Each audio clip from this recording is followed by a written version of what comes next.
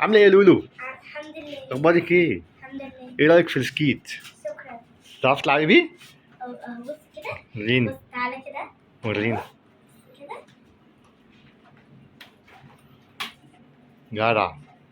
انا اصلا اتعلمت عليه. والله؟ اتعلمت عليه. اتعلمت عليه امتى؟ انا اول ما جبته قعدت في البتاع لغايه ما سبت نفسي واتعلمت. والله؟ يا ماما. يعني انت كده ماشية مش عارف كويس؟ مش كويس. والله؟ وانا منك برضه في اللي انت جايبهولي كمان بينور. بينور؟ عجبك يعني اهم حاجة؟ ايوه عجبني. شكرا.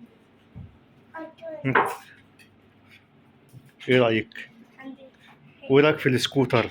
الحمد لله. السكوتر هجيبها لكم يا اصحابي. بابا جاب سكيت واتعلمت عليه سكوتر. بصوا يا جماعه خطير.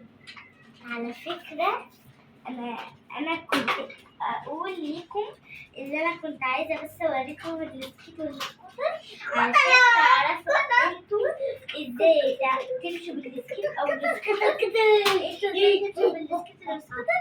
انت اول حاجه تمسكوا في حاجه وانت بتمشي بالراحه ومعانا ايه بقى سايبه نفسك خالص لغايه ما تمشي وتبقي سريعه بالسكوتر والسكيت.